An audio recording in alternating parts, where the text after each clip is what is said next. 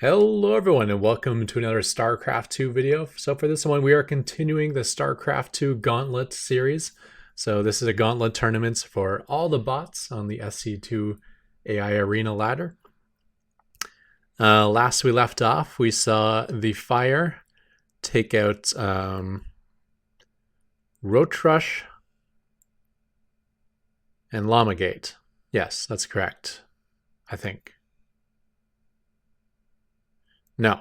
The Fire took out Doogie Howitzer and then went on to beat Llama-Gate. So on a 2-0 streak right now, and moving up to face possibly the first veteran bot we've seen here. Ben bots I'm very familiar with. Again, another rare bot written in Java, so one of my Java brothers.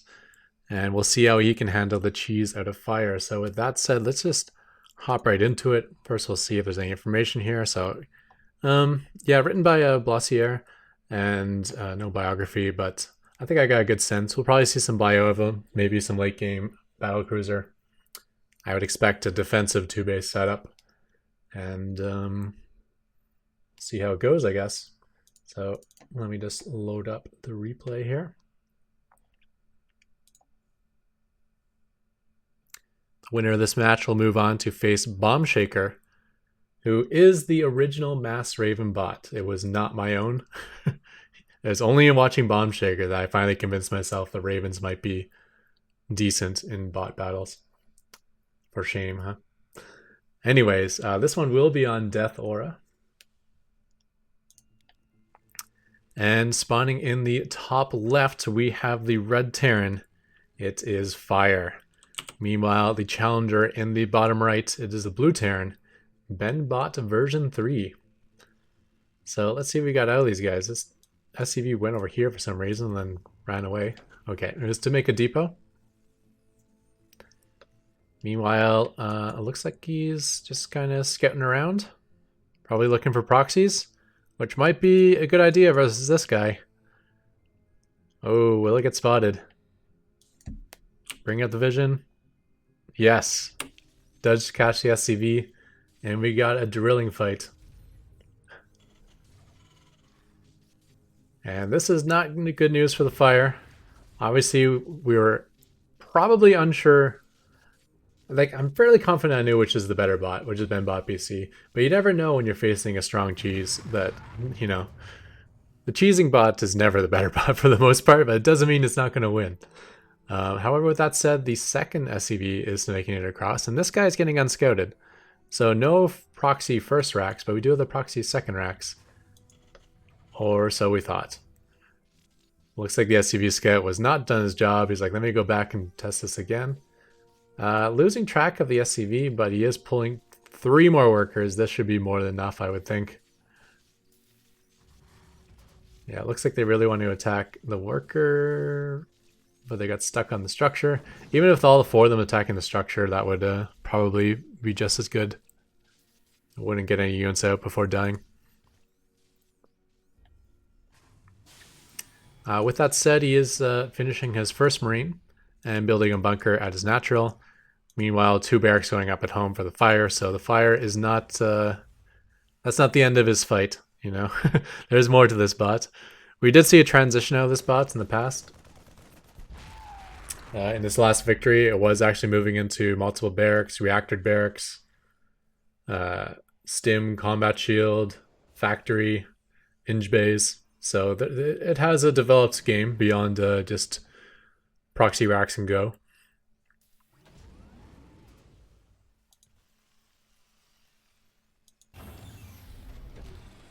Kind of interesting. Is able to find this position to place. No, he moved the barracks so he could build an add-on, and there's still no space for an add-on. That's interesting. Because that is a 1-gap spot.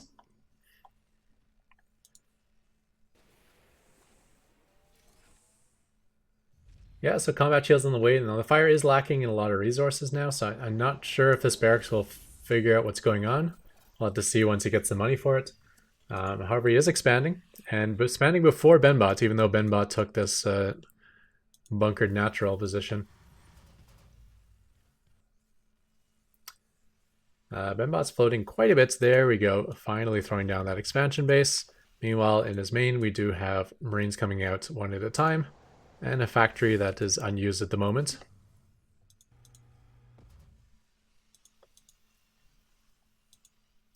Third barracks going down for the fire, but still really no unit production. You got Concussive Shell, which will be handy and stim on his 0 bio units.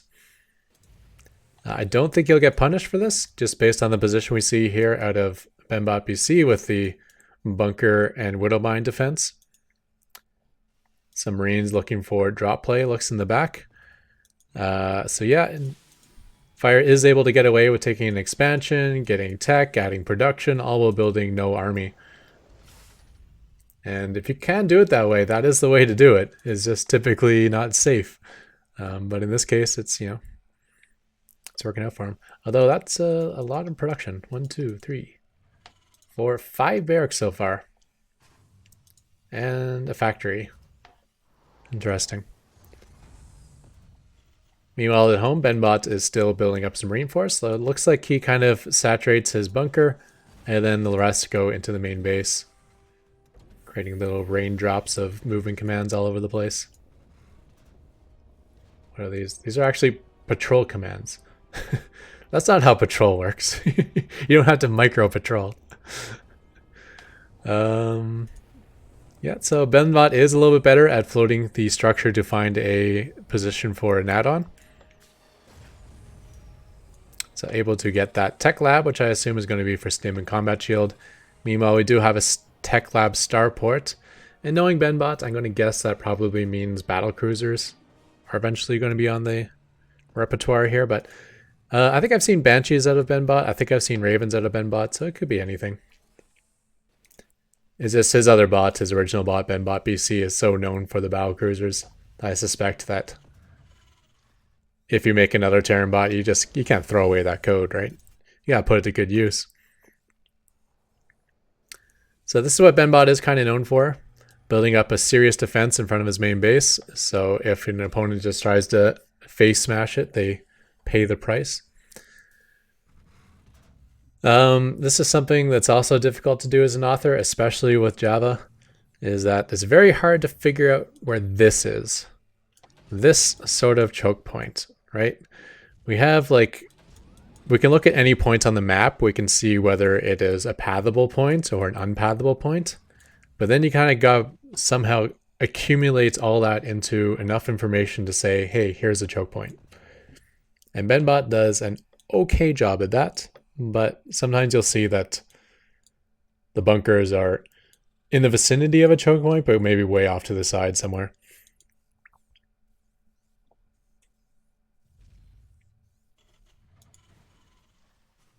He may not even calculate a choke point. He may just do something like, here's my natural base location, just move, I don't know, 15 spots towards the opponent's natural position.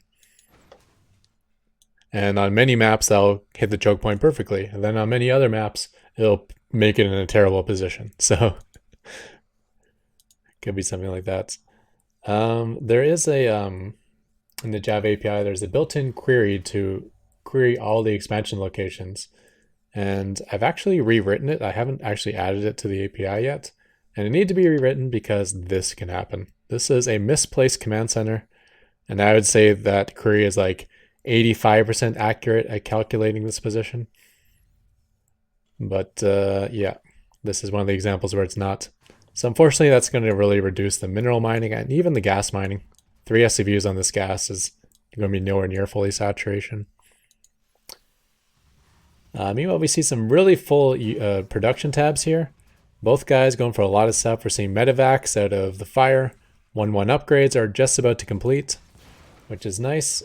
His army size is still fairly small. Well, actually, that's 30 Marines. That's not too small. With nice upgrades. 1-1 combat shield and stim. Now with 2 medevacs as well. Yeah, it's a solid bioforce.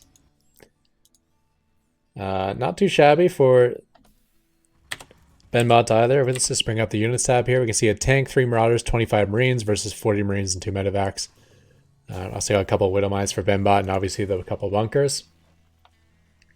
And there's that fusion core we were talking about. So I'm not sure when or if we'll see battle cruisers, but There's a fusion core and a second starport.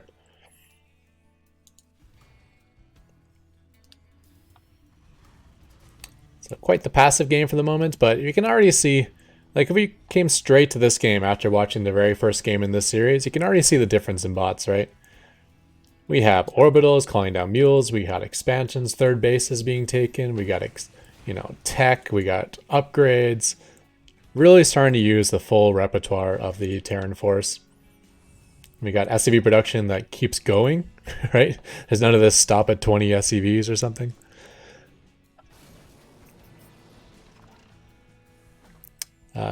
Not seeing many attacks. That doesn't mean that their unit movements logic isn't complex. It could just be that they're both defensive bots for the moment. I know Benbot's pretty good at reacting to, say, like a drop in his main or a Banshee at his natural, that sort of thing. The fire I'm less familiar with. In fact, like I said, I used to lose to the fire. And it was from his proxy build, right? So the only experience I have with the fire is dying to his proxy or surviving his proxy and then cleaning him up because he proxied me and it failed. So I never really got to see like what an even mid game looks like versus the fire. But with that said, he is pushing off across the map, and I do like that he's heading towards the third. Going through this would be just devastation. I'm not sure if he'd be smart enough to notice that and pull away, but at the third base, well, it's a planetary with 3 Widow Mines, okay? This could be just as bad, but at least there's no siege tanks here. Alright, so stimming a few... Yeah, okay, so it looks like... I like that every Marine stims independently. It's no stim the whole army sort of idea, but we have planetary, we have SCV repair, and we have the Bioforce of Benbot coming to assist from not far away. And this will be a... Oh man, I don't even know what to call this. A decimation. We'll just call it that. Because I don't think Benbot lost nearly anything. Let's bring up the units last year. You can see that Benbot lost 7 Marines and a Marauder and 3 Widow Mines to 66 Marines, 5 Marauders, and 6 Medevacs. That is basically a 4-to-1, 3-to-1 units lost. 3-to-1, I guess, in terms of value. And the other bad thing is that the attack's not getting turned off for the fire. These units are continuing to rally across the map like 1 or 2 at a time. So I like that they stay back to pile up. But once it's like go time, it's go time forever. You can see battle cruisers are already out now for Benbot.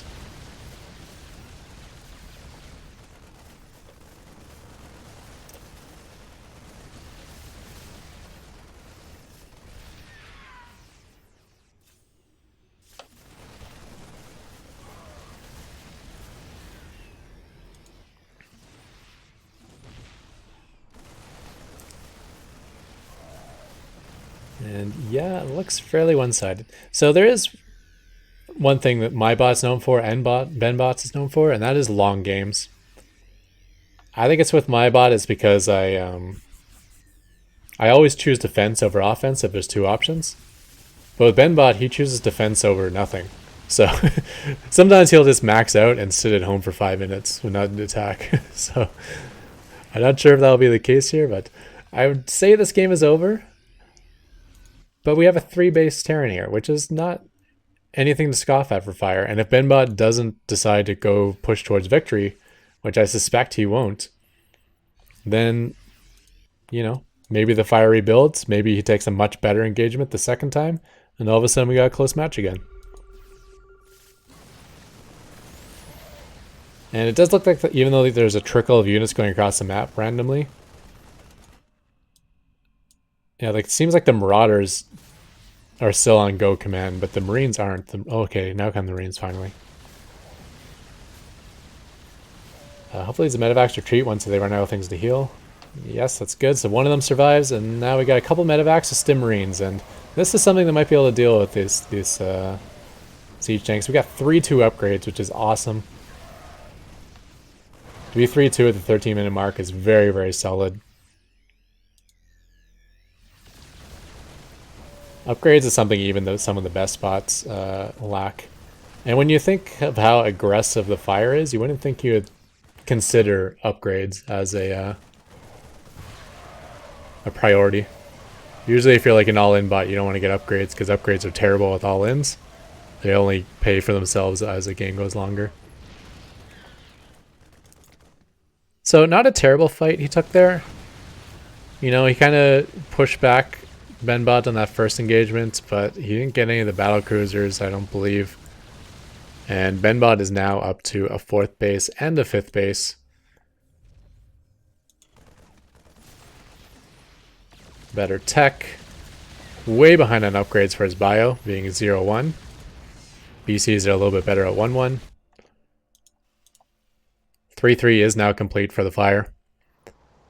However, he's gotten 0 mineral patches as main base, 4 patches at his natural. So that means that the fire is on 1.5 bases of economy, despite having 3 bases here. None of those problems out of the Benbots, who has a 14 worker lead and somewhere for all those workers to be. That's efficient. BC count is up to 4 or 5 now. There's actually a 6th on the way. They'll be joining up soon. And this could be the end. And okay, 3-3 Marines are pretty good versus battle cruisers that are only 1-1. On equal upgrades, I favor the battle cruisers, but these is far from equal upgrades. However, none of these BCs are going to die. They just keep teleporting home and repairing, and only half of them had to teleport home. We still have 3 on the offense here. That siege tank got super low, but somehow survived and is going to be able to keep racking up kills. 9, 10.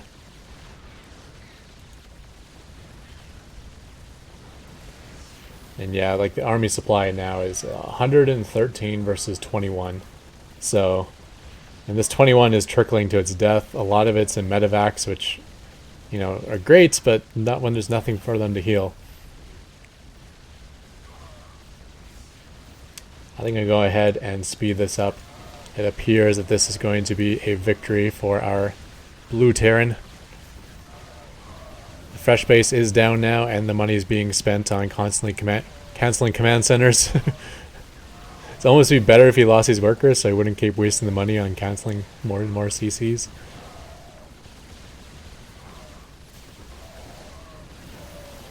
Benbot's like, don't worry, I'll keep you from canceling by killing every SCV who tries to produce a command center over there.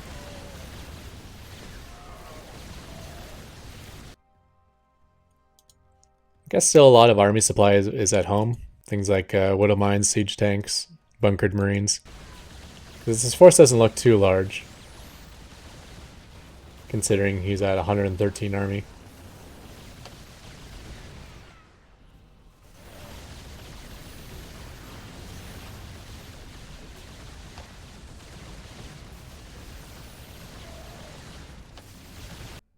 And there we go.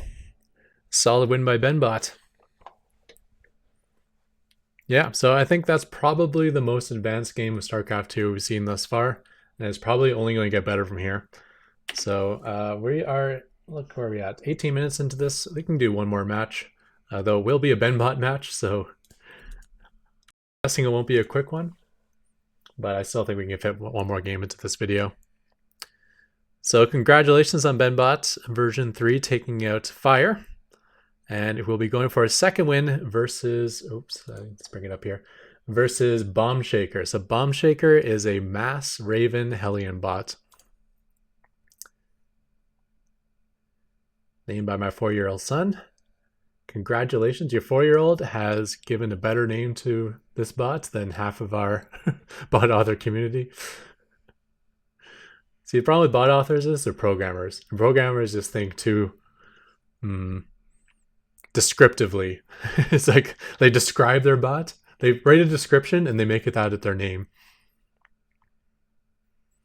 Which is also my pet peeve with the USA. Guys, name your country, man. Your country name is a description. Of course, Canada's was named based off of a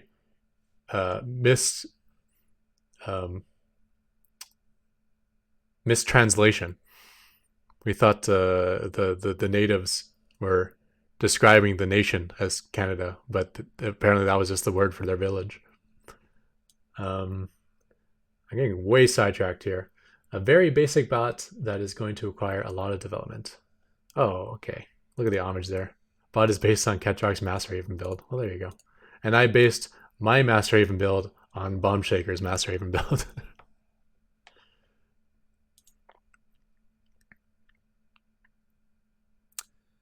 Okay, yeah, so let's jump right into it. Bomb Shaker, I believe, is another Python bot. Yep, so it's going to be Java versus Python. I like to cheer for Java, but I also like to cheer for Ravens, so this is a tough one for me.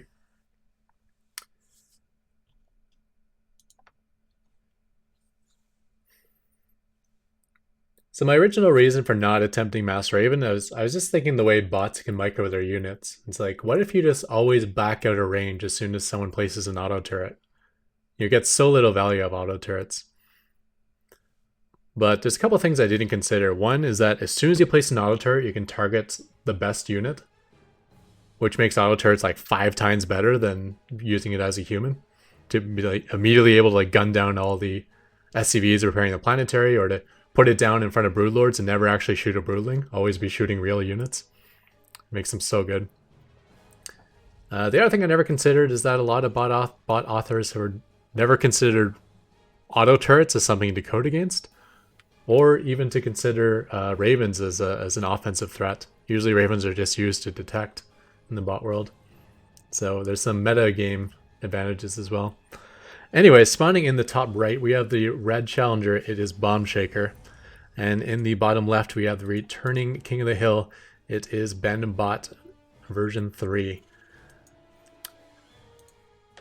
Yeah, so Bomb Shaker not only just spams Ravens, but he does it in a pretty effective manner. Like, he didn't get this high on the ladder by having an inefficient bot, so this bot can do it all. It will expand, it will have proper micro, it can obviously lay down auto turrets. So it'll be interesting to see. So we do have the proxy hunting SCV again for BenBot. Meanwhile, Bomb Shaker has decided to just scout the other side of the map. BenBot putting an SCV on him. The little things, it counts. Especially as there are bots out there who will harass your constructing SCVs. I never had code for that for a long time, and there's one bot who would, I'd say, average like 4 SCV kills at the start of the game with his scout probe. Like how to follow behind immediately. We've seen this build before, BenBot, though. He will be building the bunker at his natural, getting that marine count up and expanding as he can afford it. Meanwhile, on the other side of the map, Bomb Shaker is already throwing down his expansion, taking a second gas, engineering bay, and a barracks. So this was a CC first build, which makes me think we might be seeing more homage to my build. This could be the engineering bay to build a planetary. Because going CC first is very dangerous in most matchups. It's actually suicide in TVT. He's lucky he's not facing one of those Terrans who has, you know, early Reapers with great Reaper control. But in the other matchups, it's kind of doable if you turn it into a planetary fortress. Either that or you got to get like command center triple barracks, follow up and get a bunch of Marines. Maybe a bunker. Yeah, so planetary on the way. Very interesting. So we're going to have 2 fairly defensive bots, I think.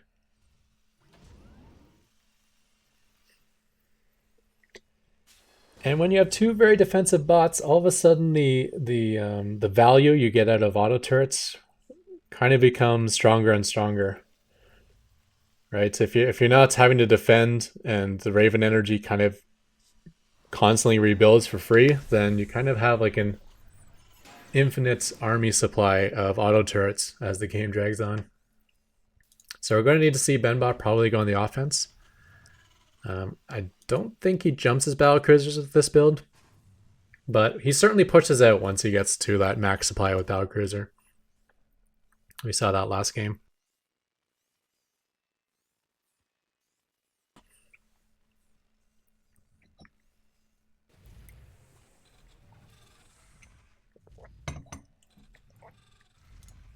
All right, Tech Lab going down on the factory. Meanwhile, we have a starport coming as well.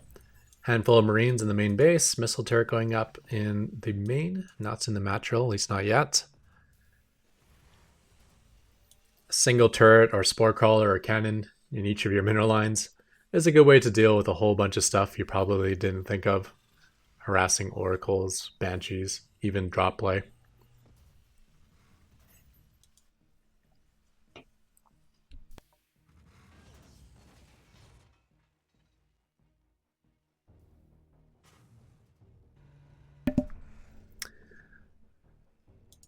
All right, so Bomb Shaker looks like he's scouting around on the ninja bases, I guess. Maybe he's still looking for a late proxy. Not quite sure what this is for, but just checking out the bases.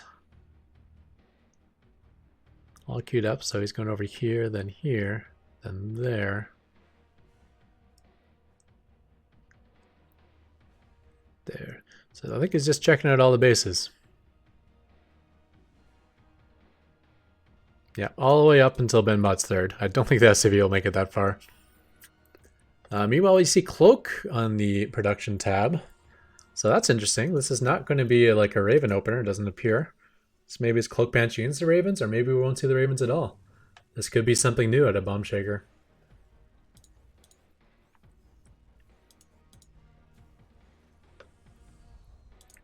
I hope he gets the structure upgrades at some point.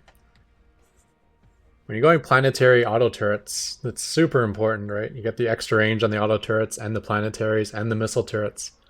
And then the structure armor upgrade obviously affects your planetaries and your missile turrets, but also affects auto turrets, which are considered structures.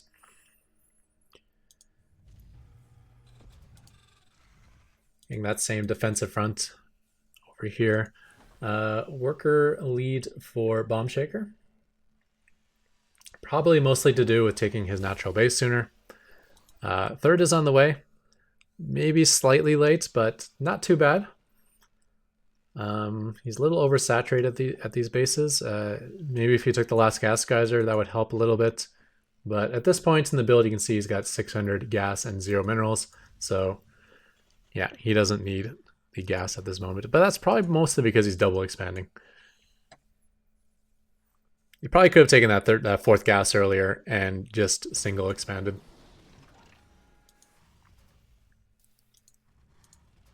Siege tanks protecting the planetary. That seems a little bit backwards, but against Terran, it makes a little bit of sense. Obviously, if you put the siege tanks behind the planetaries, then your own planetary can get siege attacked by the enemy. Single Cloak Banshee on the defense. Meanwhile, this SCV, did he actually make it all this way? Seems like it. Third base out of Benbot at a very similar timing. We'll finish about 10-15 seconds later than Bomb Shakers. So just a very slight lead by Bomb Shaker on the economy in terms of worker count and expansion timing. Meanwhile, Fusion Core does go down for Benbot, so we will be seeing the BCs eventually. Second factory. I assume we'll see a second starport as well. Corvid Reactor is now on the production tab, as is the beginning of the Ravens and the Hellions. And this is the force that I'm used to seeing out of Bomb Shaker, is a Hellion Raven force. Hellion's probably mostly to spend the minerals, but they're also quite efficient. Especially, say, like, if you're facing Zerg, auto turret Hellion is actually pretty good versus most Zerg compositions. All these ghost auto turrets going down. So laying down one auto turret at a time is obviously not something that great. The Banshee's actually getting a lot of work done here. Up to 3 kills, draining these medevacs fairly well. But as long as you're not losing your Ravens, it's not going to be one auto turret at a time for very long. Eventually you're going to get to a Raven count where you can start spamming out those auto turrets, even if you're spending that energy recklessly.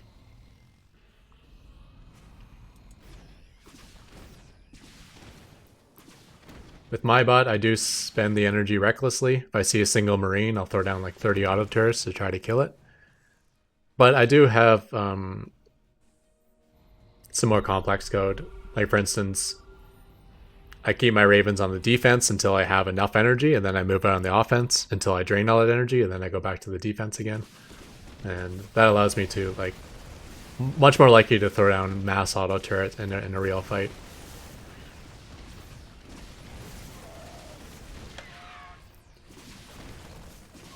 Some nice kiting out of these Banshees.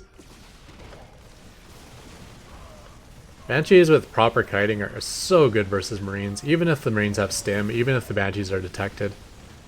Just their ability to like outrange the Marines and do like this, you know, do so much more damage per shot that when you only move into range just for a moment, so both the Marine and Banshee can fire. One shot from a Marine is no big deal. One shot from a Banshee is devastating.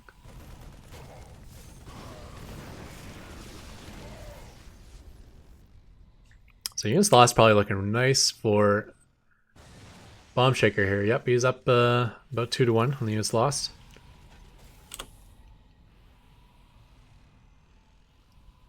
Four established bases now for Bomb Shaker, taking a definitive lead now in terms of economy. Benbot is down to 2.5 bases as he's starting to mine out his main base. So it's more like 3.5 bases versus 2.5, which sounds even better than 4 versus 3. At least a bigger ratio. Drilling Claws. Okay. Well, we got Yamato on the way. I can see Yamato being strong. I assume Ravens are... Well, I don't know. Maybe the Vikings are the threat. I'll have to see how they prioritize the Yamatos, but if he kills a Raven every time Yamato's up, I could see that being a nice way to cut through this Raven count eventually. So here we go, a little mix of everything. Hellions, Banshees, Hellbats, Vikings, Ravens. Even had like a Lord Viking. Hellions arriving long before everyone else though. He's like, yeah, maybe let's regroup. Change their minds.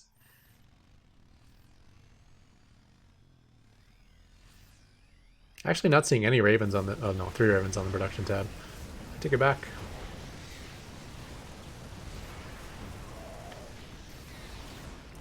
Vikings are cutting those battle cruisers. BCs are able to jump away and stay alive, but they didn't get a whole lot of work done. So mostly just there to be a resource cost on their repair. Now Vikings are taking out the medevacs, which don't have any air support left.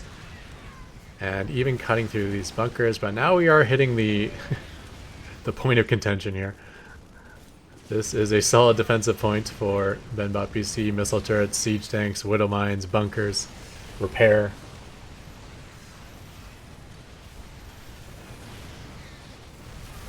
Doesn't look like these auto turrets have target priority built into them.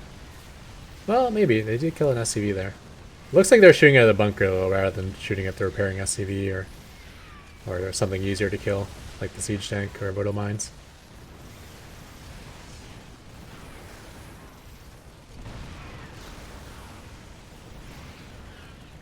But as inefficient as this fight is, as long as these Ravens never die, which is maybe not the case. If this Raven count keeps getting larger, eventually this will get broken, I would assume. Yeah, you place an auto turret and then 2 siege tanks hit it, and then there's no more auto turret anymore. This front bunker is now full too. 6 Marines in a bunker is no joke, especially if you have a couple attack upgrades on them.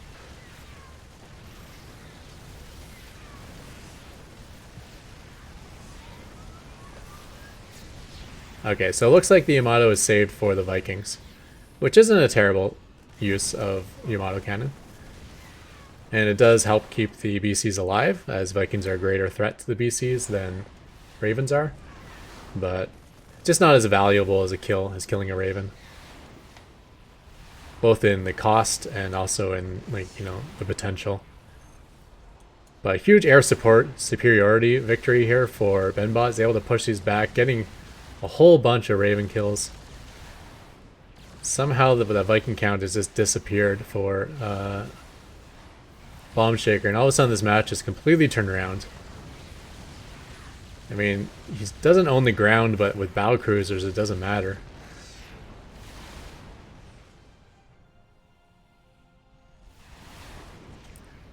If you're picking up units lost, all of a sudden that lead that Bomb Shaker had is now turned into a 2-to-1 deficit. So he's actually lost twice as much now as Benbot. And Benbot has managed to expand twice more in the meantime. Not 2.5 base economy is soon going to be a 4.5 base economy. With that said, Bomb Shaker has not stopped his expansions either. Starting to take multiple bases, and I like how he's prioritizing the gas, which is nice for the Mass Raven build. Let's bring up the units tab here. See where we're at. So we're at 16 Ravens. But despite losing all those Ravens, he still has 16 left over here.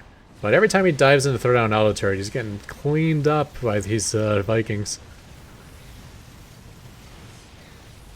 Oh, but no longer. Okay. Killing off about 5 Vikings there. And all of a sudden it is 2 Vikings to 0. No, 2 Vikings to 12. There's 12 Vikings somewhere for Benbot. Don't know where they are.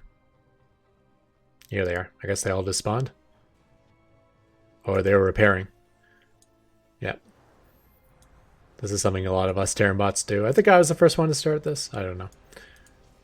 I'll take credit for it either way. But repairing is something, like as a viewer of StarCraft, you might say, why don't these pro players ever repair their red units?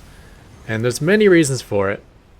You know, mostly the time cost, where you got to take it out of action, send it home, repair it, send it back. And, you know, a 1 hit point unit can do just as much damage as a full hit point unit. So taking your units out of the battle for that long is usually devastating for how high-paced pro games are. But another major reason not to do it is just how many actions it takes. You know, this is a multitasking, mechanically demanding game, and to repair you have to send the unit home, and then after it arrives you have to remember to go there and make SCVs repair it. And then after it's repaired, you have to remember to send those SCVs back to the mineral line and send those units back on the attack. So that action cost is something that doesn't matter to bots. You know, multitasking is not going to be an issue for us.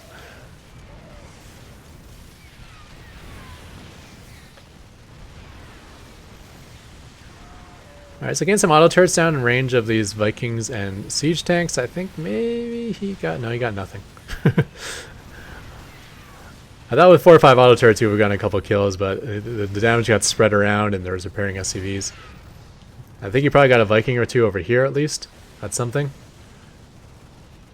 And we know that the Vikings is what really worked for Benbot. It allowed him to get a whole bunch of Raven kills and push Bomb Shaker all the way back to his side of the map. Hellions may be able to... Oh, even the splash damage from the Hellions don't go all the way to the far side of a siege tank. Tanks are so fat that the SCVs don't get hurt on the far side. That tank does go down though.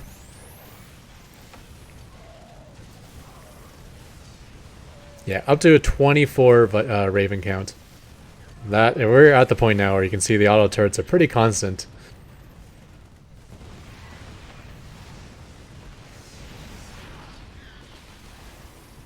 I would love to see some target acquisition for all your auto turrets on Bomb Shaker, because that's what made my Master Raven build so much more powerful. You put some auto turrets here and next thing you know there's no SCVs left on the mineral line. It's like, yeah, that's pretty cool.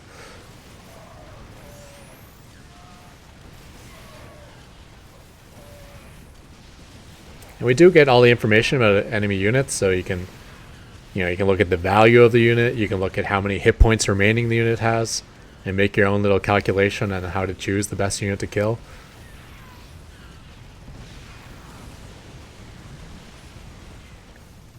So I do a calculation based on those factors, the value of the unit and how many hit points the unit has left.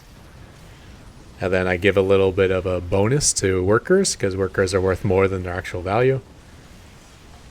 And also, before any calculation, I prioritize creep. Anytime there's a creep tumor I can kill, I do that first. And then we move on to calculating units. Because creep spread is a pain in the butt. Once creep gets on your side of the map, it's so hard to move it back that I take every opportunity I can to kill creep.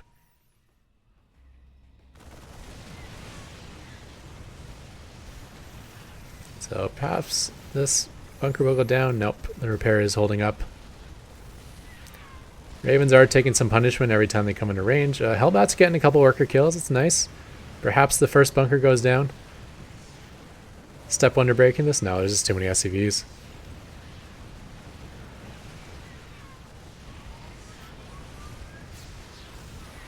Viking is down. Yeah, so it looks like Viking is the Yamato target. He probably has other Yamato targets too, but it appears that he doesn't consider Raven worthwhile. He's like, I'll just save my energy until I see a Viking. Which again, is not a terrible choice.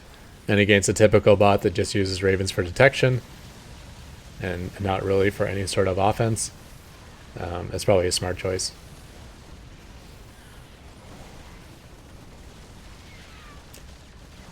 This is the life of building bots, right? Like, at any instant in time, you can like say, my bot could do this, this, and this, and this better right here. But all those choices are only good for this particular situation. And if you apply that to other situations, those choices would be a bad idea. So it's all about building like a fully functional bot that's has like in-depth abilities, but at the same time keeping it so generic that it can apply properly to multiple different types of situations.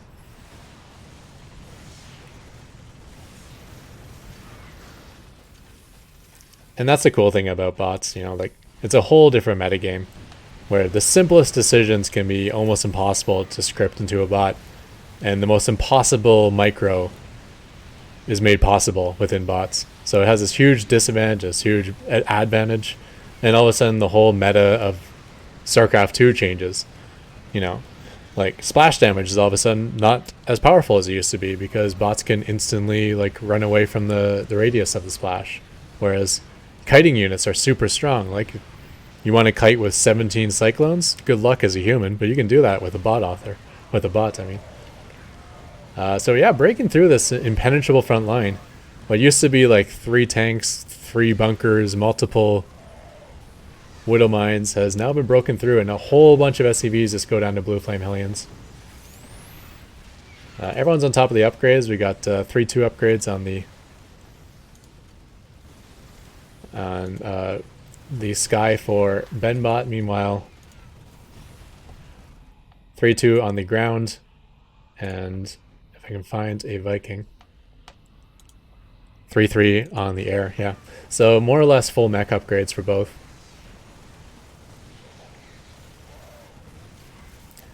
And I guess the most key point here would be the units lost. You can see what used to be like a 2-to-1 advantage for Benbot. Well, it was like 2-to-1 advantage for Bombshaker, which turned into a 2-to-1 advantage for Benbot.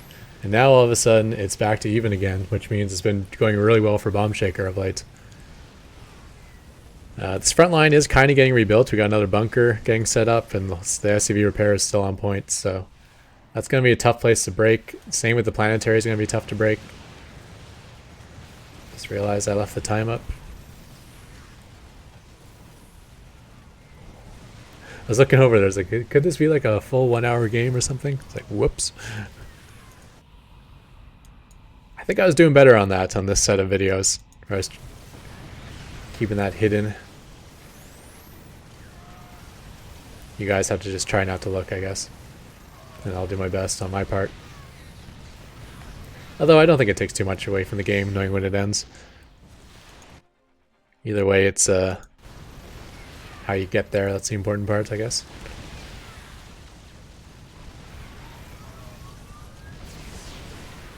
Okay, so Viking lead for Benbot, I assume. We bring up the units tab. Yeah, he's got 22 Vikings. 22 Vikings! Where are they all?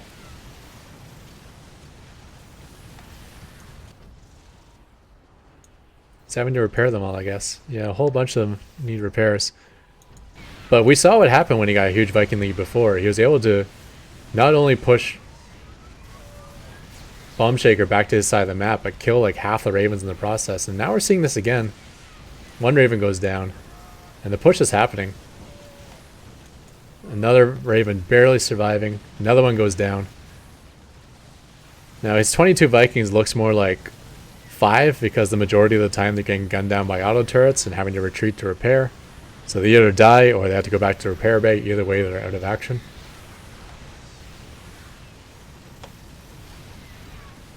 Yeah, so just not much respect given to the auto turrets. The Vikings don't really care about them. And this is why I meta by like a meta advantage of going Master Raven, because no one really codes for auto turrets.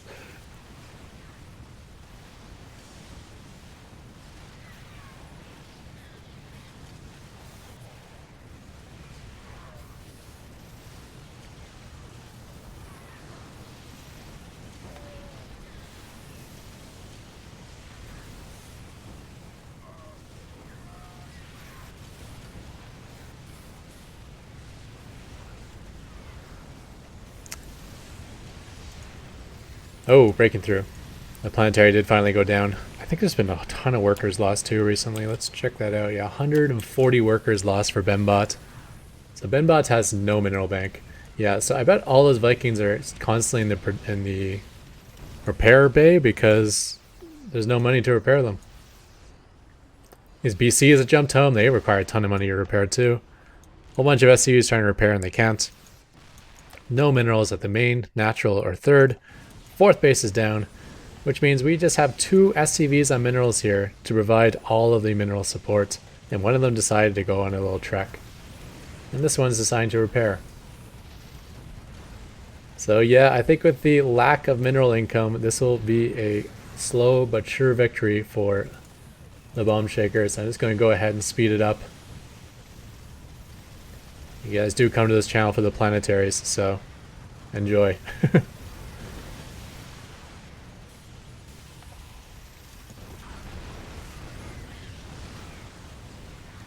Yeah, pushing into the main now. These BCs that were waiting for repairs will never actually get them. They do get gunned down by the Vikings. And now it'll just be a slow push to victory. How fast can Hellions and Ravens kill structures? Not fast, even at 8x speed. Hellbots are pretty good though. Banshees are pretty good.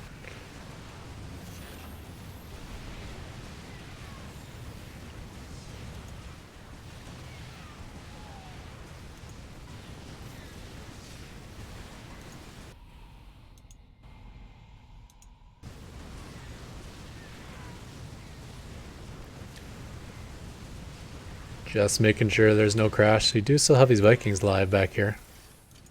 Don't think... well, they'll probably survive the fight. Like, we'll live another day. Alright. Mass Ravens for the win, beating a very solid bot in Benbot version 3. Nice match. So let's go ahead and take a look at the ladder here. So with the victory of Bomb Shaker over Benbot version 3, we are moving up against Snowbot and Sharkbot next. Snowbot is one of these Zergbots that... And there's a few of these Zergbots down here that look very close to being like a top bot. They're just missing a few small details. But if you watch on their matches and you watch a match of say Spiny, who's like a like a top 5 bot all the time, they don't look that different. So there's some powerful Zergs coming up. Durg being another one that falls into that category, as is Blunty. So some pretty solid Zergs here. And Worthless Bot, despite his name, actually made a pretty deep run in one of the recent tournaments, including having some extremely close games against Micro Machine, the far and away #1 bot. So yeah, we're gonna be seeing some nice matches coming up soon. 1600 is the midpoint for ELO. So from this point forward, we are facing all bots that are above average. So we're getting there. This weekend we will have the official Gauntlet style tournaments put on by ProBots, and now that there is a scheduled link for that, I will be putting these links in the description.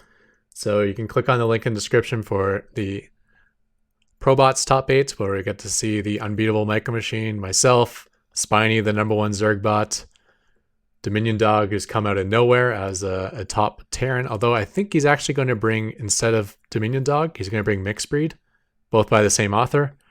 But this is his random bot, which plays Terran as well as Dominion Dog, I guess, plus the other races. We'll get to see Scarlet's bot, which does a couple things better than anyone.